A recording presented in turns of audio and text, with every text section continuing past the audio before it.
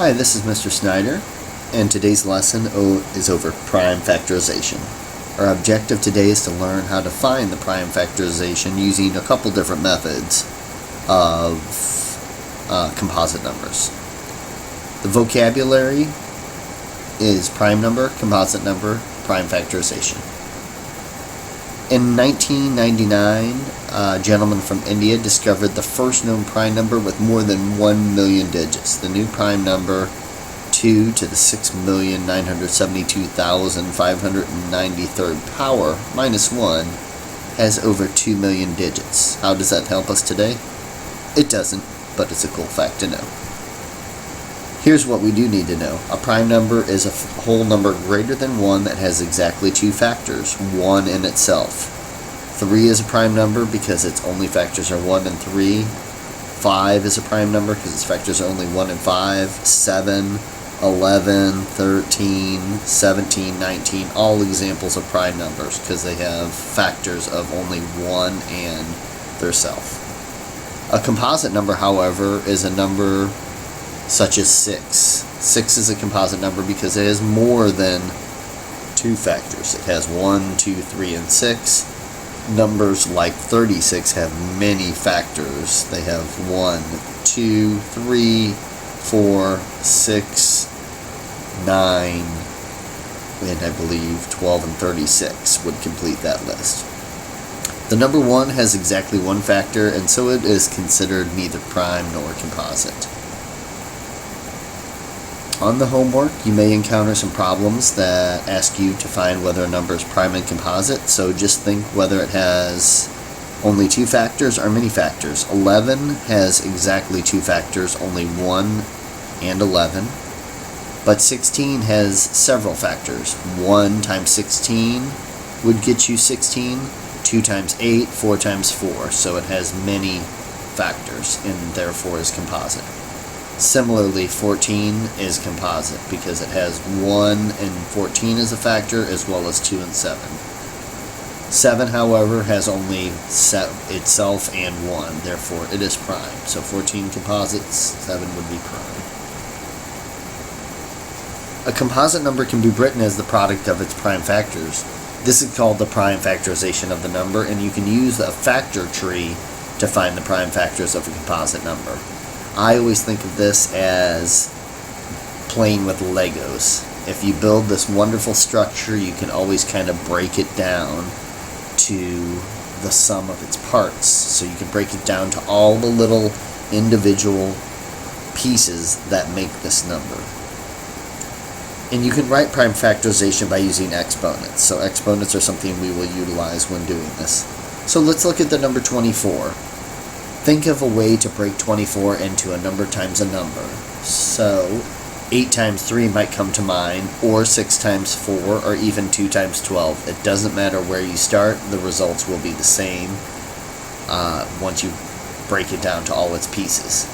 When you're breaking the number down, if it's prime, go ahead and circle it. If it's composite, go ahead and break it down again. 3 is prime, so I would circle it. Or in this case, bring it straight down as the PowerPoint indicates. 8, however, will break into 4 times 2. 2 is composite, but 4 would break down again as 2 times 2. So you can see at the very bottom row, we have the prime factorization. We have 2 times 2 times 2 times 3, which does make 24. But now we want to go ahead and write all of our repeating numbers using an exponent. And if you recall, 2 times 2 times 2 is better written as 2 to the 3rd power. But don't forget to multiply that by 3. So my answer would be 2 to the 3rd power times 3. That would be the prime factorization of 24. 36. Many ways to break up 36. One particular way would be 18 times 2, or 6 times 6, or 3 times 12. Any of those will work. If the number is composite, you simply break it down again. If it's prime, you bring the number down. So notice that 18 has been broken into 9 times 2, but the 2 just simply came down to the next row. 9 is a composite number, so it can be broken down to 3 times 3, and the 2's just follow along. So at the very bottom row, you have the prime factorization, which is 3 times 3 times 2 times 2. But obviously 3 times 3 would be better written as 3 squared, and 2 times 2 would be better written as 2 squared. So the prime factorization would be 2 squared times 3 squared. You can also use a step diagram to find prime factorization of a number. At each step you're going to divide by the smallest possible prime, and then you'll continue until your quotient is 1. What does that mean for me? Well, this is actually kind of like upside down division. So think of a factor that would go into 275. The first thing that comes to mind for me would be 5, because it ends in a 5. So divide by 5, and you'll get the number 55.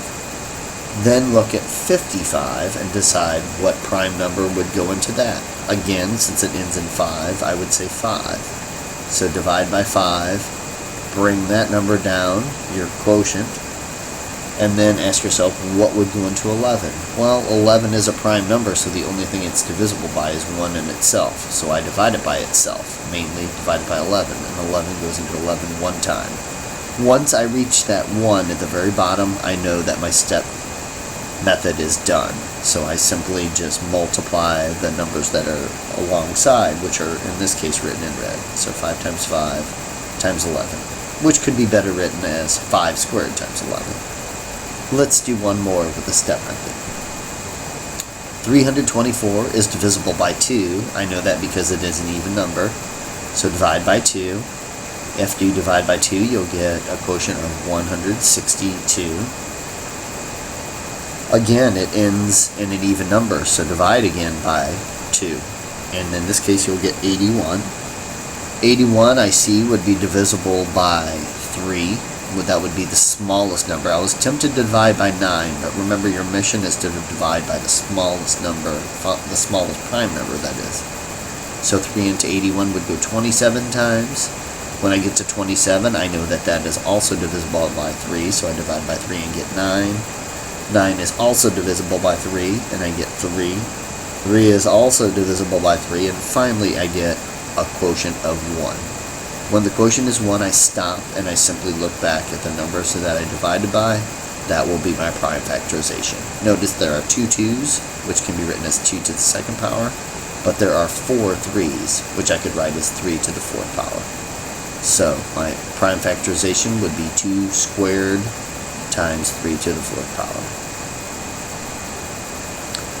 That's the end of the PowerPoint. Let's go ahead and take a look at a few examples of our own.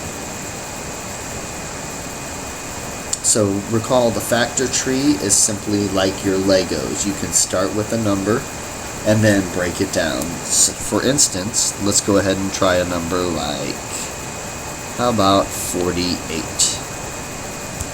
And there are many different ways to break down 48, but I will go with 6 times 8. So 6 is not prime, so I continue to break it down, and I break it down into 3 times 2.